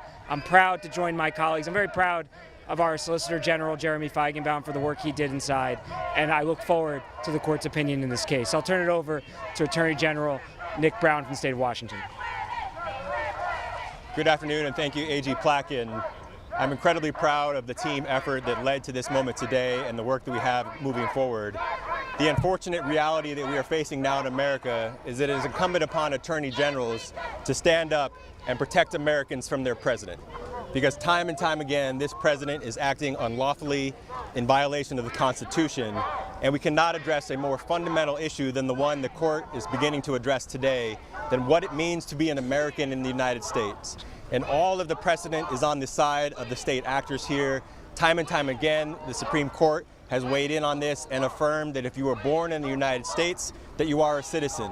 That is backed up by congressional action, that is backed up by the whole weight of legal scholarship on this issue. And we could see how the justices began to dissect the absurdity of the United States position, that you would cross the border of my state in Washington and move to Idaho and you would lose your citizenship, that you would move from any one state that has participated in litigation and lose your rights and privileges that come with being an American citizen. It's an absurd argument, and we think we saw the justices start to unravel that today. But we obviously have important work forward, and I'm really excited about the team effort here, and I'd love to turn it over to my colleague and A.G. Campbell from Massachusetts. Thank you, A.G. Brown, and thank you, A.G. Tong, A.G. Plotkin, and frankly, I'm really proud to be a part of this team. It is a team of, sadly, only Democratic AGs that are stepping up to protect the rule of law. All of us, I think, will say we're extremely grateful for the thoughtfulness of every justice, frankly, in this hearing, not only of the presentation by our team, but the questions that were asked. And what they made abundantly clear, I think, and I'm optimistic and hopeful, is that the importance of not only possibly taking a peek at the merits of this case, which we all agree and have firmly stood by, that this is not only unlawful action by the president, but that he does not have the power through an executive order to dismantle the 14th Amendment and especially birthright citizenship, which has been the law of the land for close to 150 years. What I also appreciated, though, by the posture of these folks and these justices and our team is that they recognize that when one baby is born in one state, that sometimes that baby will leave our respective states and go to another and receive the benefits and privileges in another state. And that it is really important that they look at the decisions of our lower courts, the thoughtfulness of the decisions of our lower courts, and recognize if they do not get this right, that we will be harmed as states and that it is unpractical that this would be able to work, this unlawful action by the president. But I think what's most important is not just the limited argument today, is that everyone should care about this birthright citizenship issue. It is not just about the access to citizenship and the privileges afforded by citizenship. If they can dismantle the 14th Amendment in our Constitution, they could also dismantle the other rights and privileges afforded our residents. First Amendment, Second Amendment, you name it. So we stood up from day one protecting this, understanding that it is bigger than the birthright citizenship issue, while it's equally, of course, important that we care about it. And lastly, I will say why I'm proud of my colleagues is we recognize that while we do the work to protect the rule of law, we don't take our eyes off the issues that matter the most to the people of this country, which still is affordability and economics, and we're addressing those issues too, and I'm really proud of that. So I'm glad and proud to turn it over to AG Tong, but most importantly, glad to be a part of this team representing Massachusetts. Thank you. Thank you. William Tong, Attorney General for the state of Connecticut. Really proud to stand as part of this coalition, and I just want to thank New Jersey, Jeremy Feigenbaum, for his incredible work today on behalf of all of us in the Supreme Court. For the last couple of hours, we talked about, we discussed, we debated really important legal questions, constitutional questions, but I just want to refocus on how personal this issue is. General Brown talked about how this is about the 14th Amendment and a provision of our Constitution, not just a statute, not just a law, the U.S. Constitution that enables and establishes that millions of Americans are Americans, that we are citizens. Me and my sisters. I don't derive my citizenship from my parents. I became the first American citizen in my immediate family by right of my birth on American soil in Hartford, Connecticut. And that is true today about millions upon millions of Americans. Not just babies, not just children, not just people in Washington, New Jersey, Massachusetts that will soon be born and will become, we hope, because of what we did here today, Americans like all of us. But because the 14th Amendment establishes who we are, that this is the soul of our country, and it unlocks all of the possibilities that have enabled our lives, my life, your life, all of our lives to be possible. And so this is a really personal fight, and it's our fight to protect not just the 14th Amendment and immigrant families, but who we are as a country. Let me also just say, in reacting to the argument, Justice Sotomayor raised a really interesting point. How illegal is what the president has done, right, in trying to ban birthright citizenship? How utterly unlawful is it? Well, it's as if another president was elected and the very first day said, you know what? I don't care what the Second Amendment says. Doesn't matter. No American can possess firearms. Can you imagine if another president tried to do that in the very first hours of their new presidency? People would lose their minds. That's how utterly unconstitutional this action is on the merits. And that's why it's so important that we're here and fighting this battle on behalf of the American people today. Thank you. Thank you, General Tong. By the way, I didn't introduce myself. I'm Matt Placken, the Attorney General of New Jersey. Happy to take some questions. Attorney General, I have a quick question. Kayla Deuce with the Washington Examiner. I understand there's fundamental disagreement today on the 14th Amendment issue, but did you find that there is any semblance whatsoever of some bipartisan agreement about universal injunctions, nationwide injunctions? Because President Biden also had several of his policies stayed by universal injunctions. I'm just curious if you found that there was any sort of like partial agreement on that there needs to be something done with universal injunctions at the local level. Well, look, we've been consistent as states on this, I think, and you heard Solicitor General Feigenbaum say this. We have said for years that universal injunctions should be held to limited circumstances. But clearly those limited circumstances include a case where the president, with a Sharpie, rewrites the 14th Amendment and says overnight, in his first day in office, that the interpretation of the 14th Amendment, the plain text of it that has been in place for 157 years, that the Supreme Court has said the meaning of for 127 years, that the executive branch has adhered to for well over a century, is somehow different. And again, I live in New Jersey. I represent 9.5 million people. If you're a mother in South Jersey, very often they go to Philadelphia to give birth to their children. Are we really going to say that that child's citizenship turns on whether or not the Attorney General of the state of Pennsylvania, who did not join our suit, is in our suit. Come on, that's not the case. And clearly, this is a case that universal injunctions apply. I don't know if my colleagues have anything. One of the Trump administration's argument in this case was, that instead of universal injunctions, that the states should be going through class certifications, and even if that might take some time, they should be going through those steps, legalistic steps, stuff like that. I wonder if you see any irony in the Trump administration kind of making an argument like that about how kind of processes are followed, no matter how much time it takes. Well, there's a certain irony in saying we have to adhere to legal principles when they've utterly disregarded them. But why not? Come on up, Jeremy. Why not? Here. But let's be clear, and they couldn't even concede the following. A justice asked the United States if, in fact, a circuit court said what you were doing was illegal, would you follow it? If the Supreme Court says what you were doing, will you follow it? He didn't say yes. Didn't say yes. So put aside their legalistic arguments of how they think somehow years from now people might be able to get relief. People are citizens when they're born here today. They're entitled to that relief today. States are harmed today if we do not get this relief. That's the point we're making. Anyone? Yeah, sorry, go ahead.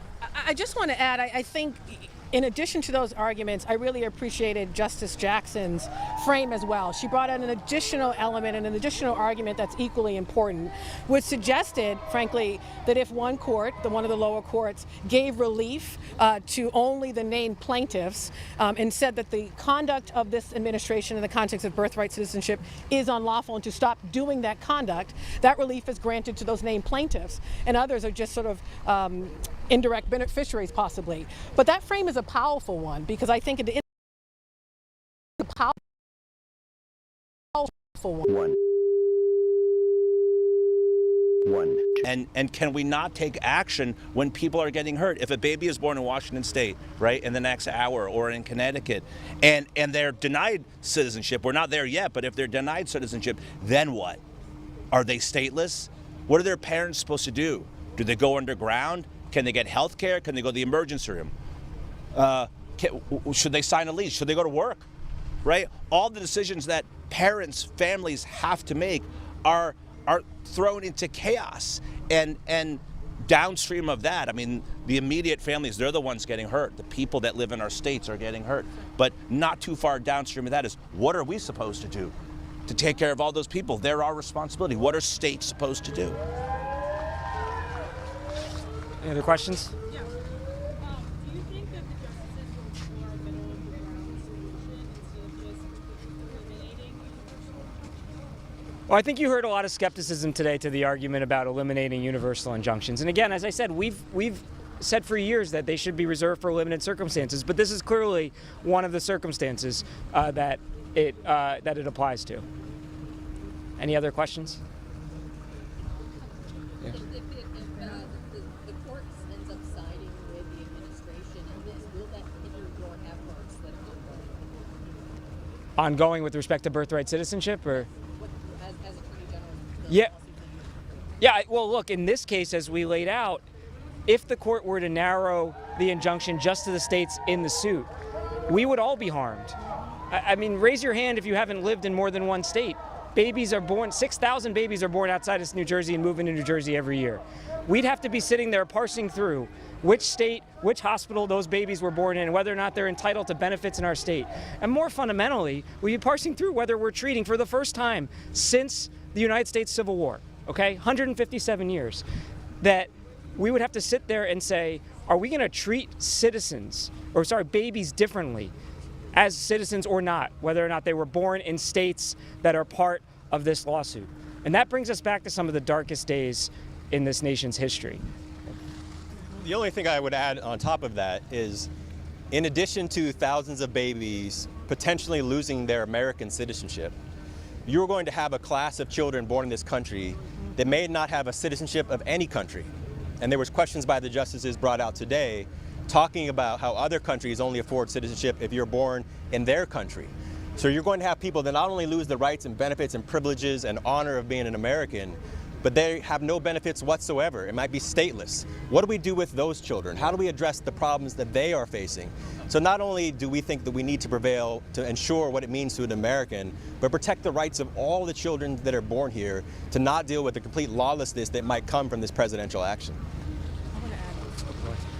And just to add on to my colleagues, an additional harm if the court gets this wrong is we would require those unborn babies and their families to somehow now access the courts on their own. And I think Justice Kagan said this well, if they couldn't afford a lawyer or if they couldn't afford someone to help them through that process, well, good luck.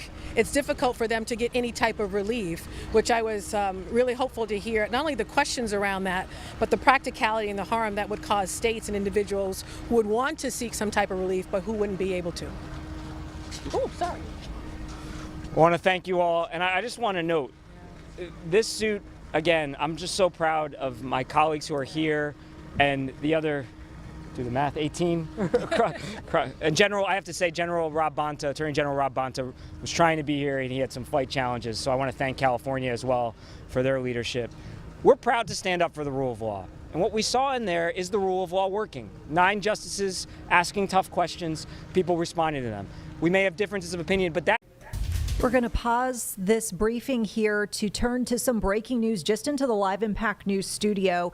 NBC News is confirming here that Department of Homeland Security and Secret Service are now investigating former FBI Director James Comey over a social media post made on Instagram. That post has since been deleted, but you're seeing FBI Director Kash Patel reflecting on this post, and as you can see here, he writes, "We are aware of the recent social media post by former FBI Director James Comey directed at President Trump. We're in communication with Secret Service and Director Curran, primary jurisdictions with Secret Service on these matters, and we, the FBI, will provide all necessary support." Some folks are seeing this post from former FBI Director James Comey as a threat of violence. Essentially, this post, once again on Instagram, which is now deleted, was a photo which Comey described as, quote, shell formation on a beach, and formed the numbers 8647, which some folks have interpreted as 86, the 47th president, 86 being a term to get rid of.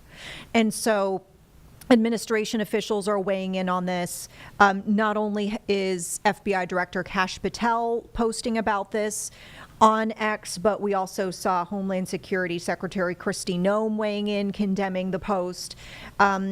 Comey has denied that this post was meant as a threat, saying that he didn't realize folks would take this as a specific call for violence. And so the post, as we mentioned, is no longer on Instagram. However, we are seeing from administration officials that, yes, there are now investigations open into this. And of course, we'll keep you updated as we learn more about that. But just to recap what we've just learned here a few moments ago on Live Impact News on WCNC Plus, former FBI Director James Comey under investigation by Department of Homeland Security and Secret Service following a now deleted post on Instagram, which some administration officials with the Trump administration have viewed as a threatening post, threatening violence against the 47th president. Of note, of course, you remember James Comey's name from just a couple of years ago. He is, as the director of the FBI at that time, in opened investigations into allegations of the Trump campaign 2016 having contact with Russian entities, and he was fired by the president at the time after that investigation was made public. And so there is already existing tension, if you will, between the two parties. So we will once again keep you posted on the very latest with that. We do want to turn back. You want to get back to our... Okay, yeah, we want to talk about PGA because round 1 is in the books, as we have talked about at great length, courtesy of our sports team. We've got none of the world's top 10 players ending round 1 in the top 10 of the event through 18 holes. We have Johnny Vegas essentially in the leaderboard here, top of the leaderboard, with 7 strokes under. But our Danielle Stein got the chance to interview ESPN broadcaster Scott Van Pelt, and what a special opportunity to be able to speak with him, not only about the importance here of the event at Quail Hollow, but also just how he prepares to cover an event like this. So let's listen into our extended interview with him. I guess this is a welcome to Charlotte, but also for the first time I hear welcome to Quail Hollow Club, Scott Van Pelt. What are your initial impressions of the club so far? It's awfully wet. It's really wet. Thank you so much for the many, many inches of rain that welcomed us. My feet are sopping wet. My shoes are ruined. But I mean, the golf course is really wet. The greens are really firm, which is kind of interesting. But the golf course is just what I thought it would be. I mean, I've watched it for years on television. All right, sorry for the quick pivot, folks. If we can, we will get back to Mr. Scott Van Pelt in just a few moments, but we wanted to bring you now to some new live images that just came into our newsroom just a few moments ago. This is the California area where we've got a fire reported at Long Beach Airport. And we are still waiting for more information on this. We're not really sure at this point, based on our affiliates reporting, how this started, specifically where this is in relation to the airport, only that it's near Long Beach Airport. And I can tell you, as far as impacts to the area, obviously we've got a whole lot of very thick, dark smoke, which can always be an air quality concern for people around there. But this is pretty close to a freeway, so I am seeing a lot of folks seem to be slowing down. There's some red and yellow indicating some heavier congestion just on the 405 passing by this area. It's really, all that congestion is only kind of hitting just around this airport fire. So indicating you got some folks who are seeing the scene, the big plume of smoke here, and they are slowing down to take a look. So as far as we can tell, just deducing from the visuals we're seeing here, big plume of smoke. It looks like, I don't know if this is construction equipment or this is related to like an ongoing project. This is a field. Yeah. And to be honest, I don't even know for sure. Is this on? Can you tell by listening to the reporter, Jeb, is this on airport property or is it just It's near? it's really close. So I'll tell you guys how we found this, because if you'll notice, there's no fire response crew there yet. So the way it happened was this helicopter was flying through Los Angeles trying to just find, I mean, we saw a traffic jam, we saw a small firefighter presence. They were heading somewhere else, essentially. Yeah, they were going somewhere else, and then they looked and they were like, whoa, that's a massive plume of smoke. Yeah. It's probably like 15, 20 miles from the location, and they looped around to find it. Now we're getting these stunning visuals of this field fire. I mean, look at that plume of smoke. Yeah. This is crazy. It's very massive, and we've talked before in covering active fires about the color of the smoke and how that matters. And usually if it's very dark, it indicates fuels that are actively fueling this, versus when it's a whiter plume of smoke, it can sometimes just mean that it's steam at that point. But like I said, I don't know if this is construction equipment or are these like building materials? We're not really sure. And as Jeb, our producer, pointed out, the fire department doesn't seem to be there yet. And I know, Jeb, you're listening in. Yeah, sorry. So they think it might be like drainage pipes. Yeah. I can pull this up right now, just what I'm hearing. Okay, so folks, there's a reporter in the helicopter, so we might be able to get a little bit more insight by listening in. She just wrapped. You may have heard a little bit about it. So it sounds like they believe it could be drainage pipes, but this is happening in real time. Like I said, you'll notice there is no fire response yet. That's wild. I mean, have you ever seen smoke that dark? And then you notice it's a dry field. I mean, it's amazing this hasn't spread really anywhere. I mean, you know about the fire dangers in Los Angeles County. You just hope that the wind and whatnot doesn't take this anywhere. I mean, these are stunning visuals. Look at that. Yeah.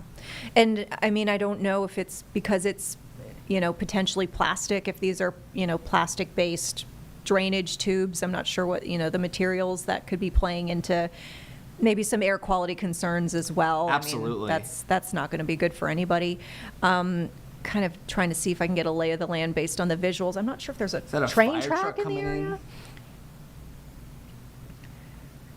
I mean, whatever is not enough, because that is. I think that the first responders are just now getting on the scene. Okay. All right, so folks who are just joining us here on Live Impact News on WCNC Plus, we've kind of stumbled upon live aerials here out of the Los Angeles area. There's a fire near the Long Beach airport, and it appears, just based on what we're kind of able to see from the sky, like maybe these are drainage pipes. Maybe they were being used for a project in the area and somehow they caught fire. I don't know if that's speaking to whether it could be intentional. I've never heard of drainage pipes we have no idea. bursting into flames spontaneously. So we just don't know how all of this started. But seemingly there are emergency crews not far from there, as we can see them zooming in. Here comes, looks like a patrol car, police showing up perhaps. I did see a fire truck off to the left-hand side, just out of frame here. Yeah, we'll see those firefighters as they zoom out. So they're getting to the scene at this point.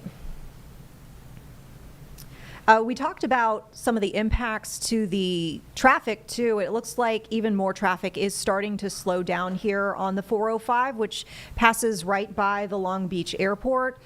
And we mentioned this before just a few moments ago. The slowdowns really only seem to be centered around this particular area. So folks are definitely seeing this tall plume of smoke and they're slowing down to take a look. And we're still trying to get some clarification on where specifically this fire is in relation to the airport. We only know it's near the airport. We can't actually confirm that it's on the airport property and what, these items, these materials are that are on fire yet. But it looks like fire crews are getting to quick work here. They've pulled out the hoses now. We're starting to see some of the dousing happening. Multiple hoses coming out at this point. It's interesting. I've never seen that before. They bring out like several hoses and each firefighter mans one. I guess that's what you do when you're dealing with a blaze this size. Well, and you have to think about this too. I mean, as we saw wider images, I don't really see an area where they can kind of hook up. No, I don't see any kind of fire hydrant or anything. This is going to come straight from the truck. The truck. Yeah. I mean, and that's massive plume of smoke. It is pretty wild to think, we pointed this out before. We were actually monitoring this feed because this chopper was heading to a different scene. There was another report that they were chasing, if you will, and they just happened to stumble upon this seemingly, I don't want to say before authorities arrived, but certainly before this fire truck arrived and was able to start putting water on the flames.